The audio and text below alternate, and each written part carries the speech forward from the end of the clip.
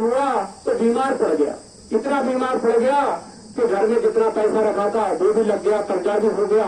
अब बहुत दुखी हो गई। तब फिर दौड़ कर आए भैया जी महाराज के पास।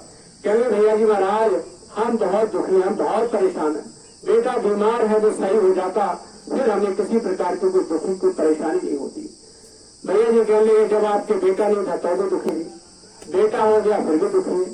चलो ठीक है स्वामी जी महाराज चाहेंगे बच्चा ठीक हो जाएगा। बच्चा ठीक हुआ, बाद में जो है बहू आ गई। बहू आई, बहू बड़ी खतरनाक निकल गई। उसने रोज गाली, रोज डंडाबाजी, रोज उसने जो सुनाना शुरू कर दी, बढ़िया घर से बाहर निकल, तेरा यहाँ कुछ नहीं है। फिर भैया जी के पास आई। भैया जी बहुत परेशान करती है, लड़का बहुत परेशान करता है, हम बहुत दुखी, हमें आश्रम में रख लो। भैया जी कहने लगे फिर तो वही बात रही, जैसे पहले दुखी थी वो याद दुखी है। तो स्वामी जी महाराज कहते थे कि आप क्या मांगते हो? आप उन चीजों को मांगते हो जिससे हमेशा आपको दुखी रहना है। अरे मांगना है तो परमात्मा को मांगो, परमात्मा की चाहत अपने अंदर बढ़ाओ, प्रभु की याद करो, अपने अंदर जो ऐसा भाव बनाओ कि चलते फिरते उठते बैठते सोते जागते हमारे अंदर परमात्मा की याद रहे। गुरुवाणी ने कहा कि जो सोवे सुन में, जो जागे हर नाम, जो बोले हर कथा, भक्ति करे निष्काम। कि हमें जो है सोते समय भी परमात्मा की याद करते करते सो जाना है, और जिस समय जगे तो हरि चर्चा करे, परमात्मा की याद करे, हरि भजन करे, और उसके बाद भी जहां भी बैठे ऐसे लोगों में बैठे जो परमात्मा की चर्चा करने वाले हो। जुआरी के पास बैठोगे जुआ खेलने की बात करेगा, चोरी करने वाले के पास बैठोगे चोरी की बात करेगा, ठगी बेईमानी बुराई करने वाले के पास बैठोगे वैसी बात करेगा, और कहीं किसी हरि चर्चा वाले के पास बैठोगे तो वो हरि चर्चा की बात करेगा। इसलिए महापुरुष कह रहे कि आप ऐसी जगह बैठो, ऐसी संगत करो जहां पर परमात्मा की चर्चा हो, वो समय आपका जो है परमात्मा की याद में लगेगा।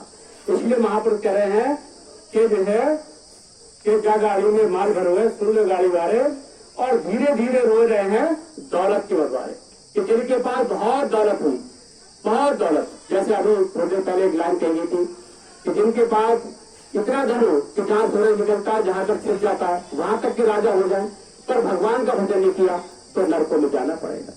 तो कह रहे धीरे धीरे रो रहे हैं दौलत के बंटवारे, क्योंकि दौलत में लगे रहे, कभी परमात्मा का भजन नहीं किया।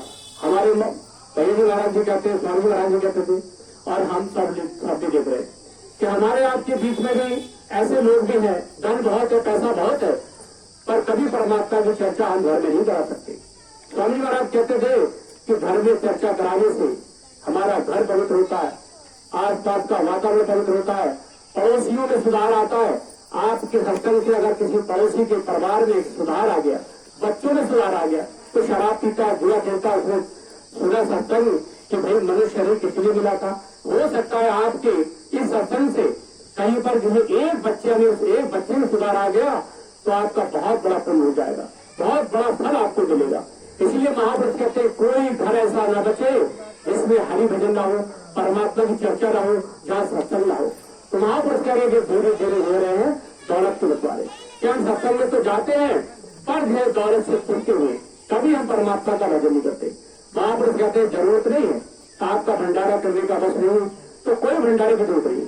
कोई सत्संग करने वाला आता है तो उसको कोई स्वागत में आपको फल फ्रूट चाय नाश्ता करवाने की कोई जरूरत नहीं, सादा एक गिलास पानी पिलाओ उसके लिए और बैठ के जगह दो।